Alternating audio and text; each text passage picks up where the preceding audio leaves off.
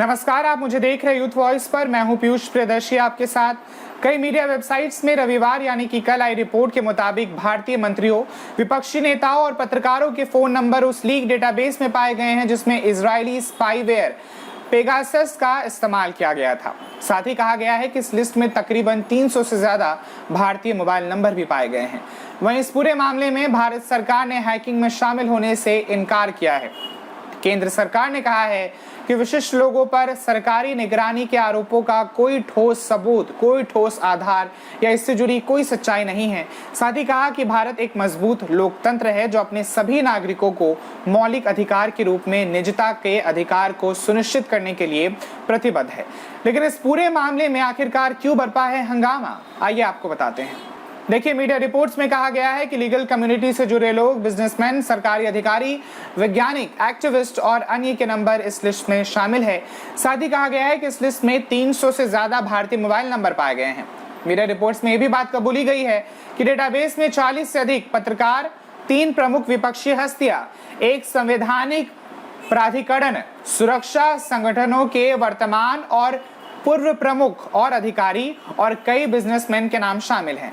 साथ ही कहा गया है कि आने वाले दिनों में वे तमाम नाम भी प्रकाशित किए जाएंगे। मीडिया रिपोर्ट्स में ये कहा गया है कि एक नंबर सुप्रीम कोर्ट के एक मौजूदा जज के नाम पर था, लेकिन अभी ये वेरीफाई करना बाकी है कि क्या जज अभी भी उस मोबाइल नंबर का इस्तेमाल कर रहे हैं या नहीं कर रहे हैं। डेटा का विश्लेषण करने पर पता चलता है कि 2019 के लोकसभा आम चुनावों के लिए 2018 और 2019 के बीच अधिकांश नामों को टारगेट किया गया था, लेकिन ये सुझाव देने के लिए पर्याप्त सबूत नहीं है कि सभी फोन हैक हो गए हैं या उनमें से कुछ फोनों को हैक किया गया है। वहीं पेगासस को बेचने वाली इजरायली कंपनी NSO ग्रुप ने आरोपों से साफ तौर पर खंडन किया है, इनकार किया है और दावा किया है कि वो अपने स्पाईवेयर को केवल और केवल अच्छी तरह से जांची परखी सरकारों को ही ऑफर करती है।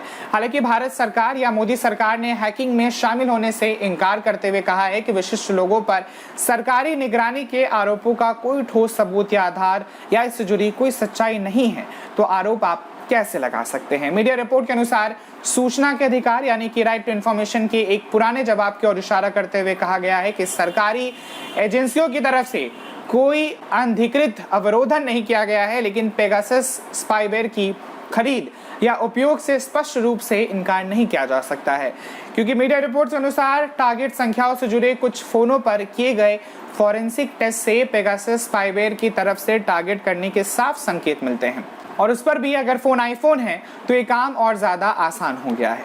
जासूसी कांड की रिपोर्ट पेरिस स्थित मीडिया, गैर लाभकारी फॉरबिडन स्टोरीज और एमनेस्टी इंटरनेशनल की तरफ से एक्सेस किए गए एक लीक डेटाबेस पर आधारित है, जिसे एक सहयोगी जांच के लिए दुनिया भर के कई प्रकाशनों के साथ शेयर किया गया है या साझा किया गया है। तो वहीं मीडिया रिपोर्ट के मुताबिक लिस्ट में पहचाने गए ज्यादातर नंबर भौगोलिक रूप से 10 देशों के समूह में केंद्रित हैं, जिसमें Bharat, Azerbaijan, Bahrain, Hungary, Kazakhstan, Mexico, Morocco, Rwanda, सऊदी अरब और संयुक्त अरब अमीरात के नाम शामिल है। पेगासस, आपको बता दें, एक हैकिंग सॉफ्टवेयर या स्पाईवेयर है जिसे इजरायली की कंपनी NSO ग्रुप द्वारा विकसित किया गया है। ये iOS या एंड्रॉयड किसी भी ऑपरेटिंग सिस्टम पर काम करने वाले फोन्स को आसानी से अपने प्रभावित कर सकता है या टैप कर सकता है। NSO ग्रुप की स्थापना 25 जनवरी 2010 में हुई थी। NSO ने कभी ये नहीं बताया कि उनके सॉफ्टवेयर को किसने खरीदा है, लेकिन उनकी वेबसाइट पर जरूर लिखा है कि इसका इस्तेमाल सरकारी इंटेलिजेंस और लॉ एनफोर्समेंट एजेंसियां अपराध और आतंक से लड़ने के लिए करती है। ये नाम पहले भी एक बार चर्चा का विषय बन चुका है और उन्हीं कारणों से एक बार फिर खबरों में छाया हुआ है। हालांकि मुझे लगता है इस स्पेशल रिपोर्ट में आपको पता चल गया होगा कि पेगासस क्या है और अब तक इस पूरी खबर से जुड़ी क्या कुछ अपडेट थी। बाकी कमेंट सेक्शन में अपनी राय हमें जरूर बताएं। इस वीडियो को ज्यादा से ज्यादा शेयर करें और आज ही हमारे फेसबुक पेज और यूट्यूब चैनल यूथ वॉइस को लाइक, शेयर और सब्सक्राइब जरूर करें। नमस्कार।